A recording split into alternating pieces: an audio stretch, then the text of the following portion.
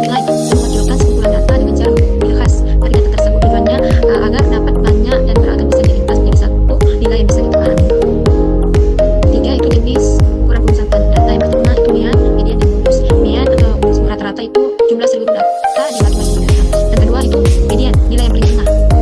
Dan setelah itu akan diberikan modus, nilai yang paling sering muncul.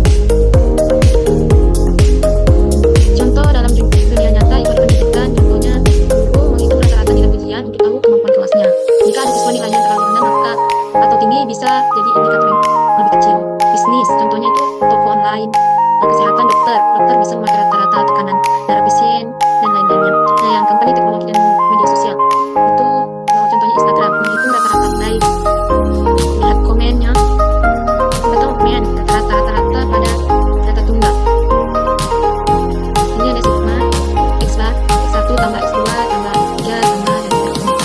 Contohnya mean rata-rata nilai frekuensi dan frekuensinya. Kemudian nilai kepentingannya. Data ganjil dia pakai data ke 1/2 n tambah 1 untuk banyak datanya dia pakai ini sama dengan kemudian 1/2 data ke 1/2 n tambah data ke kurang 1/2 n tambah 1. Contohnya ini ada nilai 7, 2, 5, 6, 9, 10, 9, 3, 4, 8, 7, 9, 4, dan 5. Median itu nilai tengah, median data kelompok. Apa sih itu median? Median sama dengan ini rumusnya. Median sama dengan di bawah kelas median tambah 1/2 sigma tambah frekuensi median kurang frekuensi kelas median per frekuensi kelas median titik panjang kelasnya P-nya. Modus adalah nilai yang bisa muncul. Contohnya modus dalam data tunggal ini ada 4, 4-nya ada 3.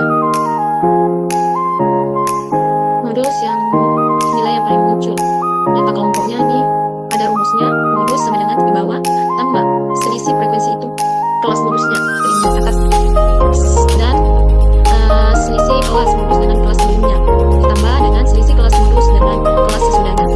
Titik ini ada P panjang kelas. Kedua, ukuran penyebaran data. Memahami dan analisis data. Apa itu ukuran penyebaran data dan aplikasi ukuran penyebaran data kita.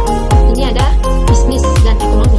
Mengukur validasi harga saham atau risiko atau variasi kerja kinerja regional.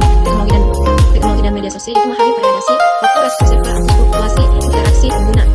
Ini kesehatan ini menganalisis variabilitas respon pasien terhadap pengobatan dan penyebaran data hasil uji klinis.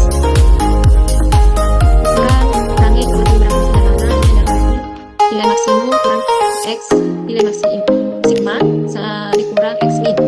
Biasa itu nilai maksimumnya. Ukuran pemusatan dan ukuran penyebaran. Ukuran pemusatan itu mean rata-rata jumlah semua nilai dibagi dengan jumlah data median nilai yang membagi data menjadi dua bagian yang sama setelah dikumpulkan. Modus nilai paling muncul, nilai yang paling frekuensi itu yang tertinggi.